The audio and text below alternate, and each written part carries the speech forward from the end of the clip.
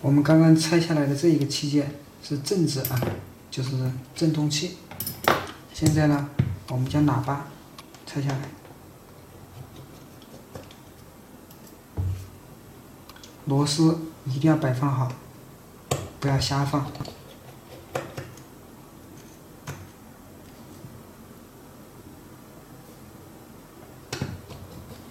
摆的螺丝可以根据这个喇叭的形状去摆，这样的话呢，你就不会记错。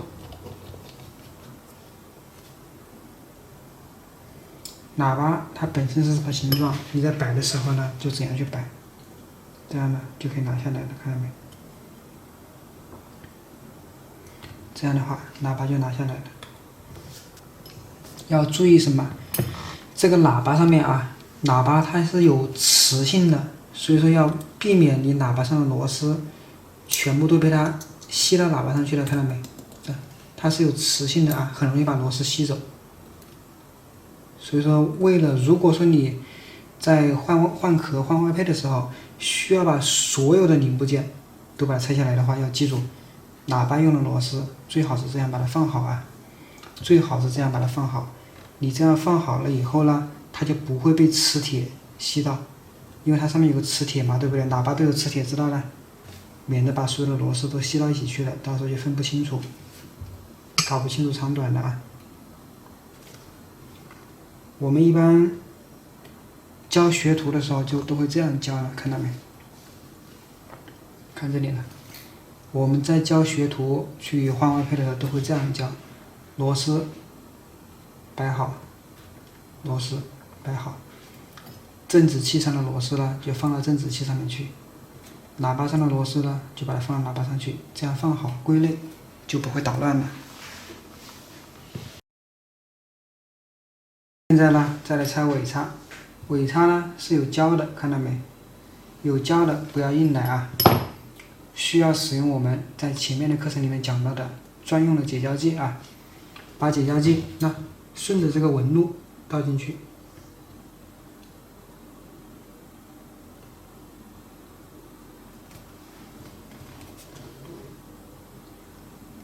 这。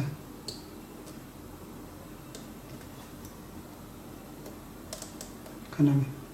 顺着这个纹路一点点的弄进去就可以了，然后可以把它立起来。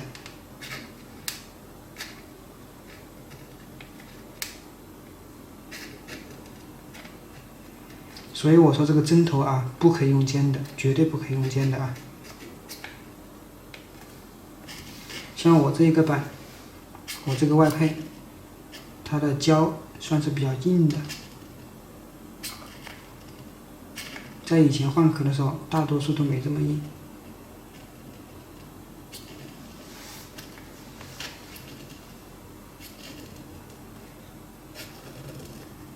因为这个板、这个手机、这个外壳经过水的，螺丝都锈了呢，大家看到了吧？螺丝都锈了。这是一个净水机啊。这样的话呢，胶就脱了，看到没？胶就脱了啊。胶脱了以后呢，就可以拆螺丝了。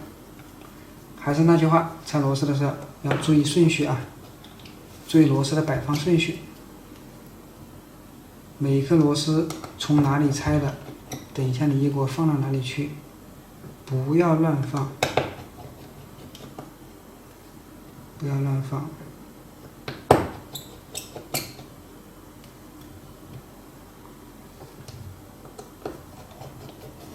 按照这个尾叉的形状去摆放螺丝，这样的话呢，你是绝对不可能出错的。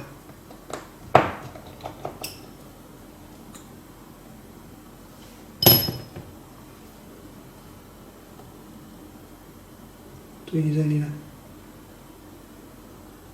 看到没？有个小卡子啊，这个小卡子呢，就跟刚刚那个螺丝放在一起。好，还有2个螺丝。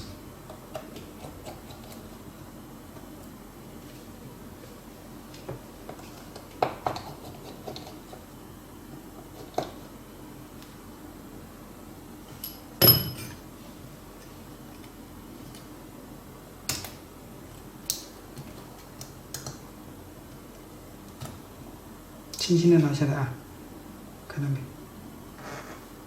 没有任何腐蚀，是吧？没有任何腐蚀，一点腐蚀都没有。对，看一下我们拆下来的东西啊，看这个塑胶元件的，塑胶元件看到没？这一丁点腐蚀都没有啊。如果说你用其他的挤胶机的话，或者说用吸盘水，或者用其他的一些除胶剂的话，包括那个同声挤胶机啊，都会把这些塑胶元件腐蚀掉。但是你看我们这个今天拆的，一点腐蚀都没有，非常的干净的。这里面也有塑胶元件的，没有腐蚀。如果腐蚀了的话，可以很清楚的看到上面会有那个毛边，拿镊子轻轻一划了，都会划得像水一样，那个东西就是很明显的腐蚀痕迹。像今天我们拆下来，一点腐蚀都没有。现在呢，我们就将尾叉把它装回去。在把尾叉装回去之前呢，大家注意看呢，这里有个小卡子，看到没？它是跟着尾叉一起下来的。但是大家在买新尾叉的时候呢，这个东西是不在上面的，所以拆机的时候一定要注意这个小卡子不要弄丢了啊。这个小卡子弄丢了的话，很难买到啊，不是说买不到，很难买到，也没有必要嘛，对不对？因为毕竟这个东西它不会坏。它只是起一个固定的作用，还包括这个小卡子呢。像这些容易丢失的小卡子啊，我们要先将它们固定起来，先固定。螺丝呢也不要马上打死，因为你在打螺丝的时候，它有可能会翘起来，看到没？所以说不用先急着把它打死，先把它对准。对准以后再来打。好，然后呢，这里还有一个卡子啊，这个还有一个卡子，大家买的新尾叉或者买的拆机的尾叉也是不在上面的，也是拆机的时候就要注意的啊，在这里呢。像这些卡子，最好是不要弄丢了。虽然说弄丢了影响不大，但是最好是不要弄丢。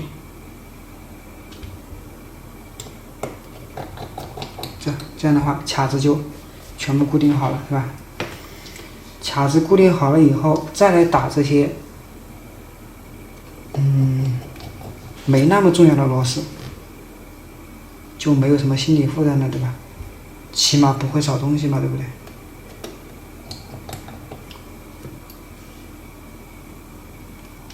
像我这一排螺丝是吧？其实说直接一点，你打不打，影响也不是很大。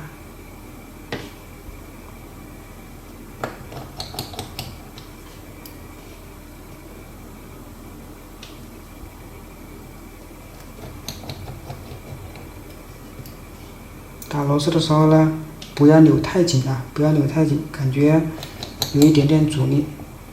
这样的话呢，就差不多了。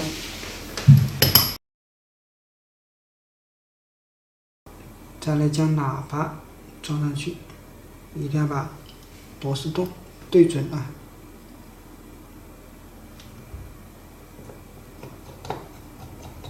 我是一步一步的在教你们，这么简单的事情都学不会的话，那你就可能不适合干维修了啊。因为打螺丝换外配这种事情，其实普普通通的手机用户他们自己也会操作。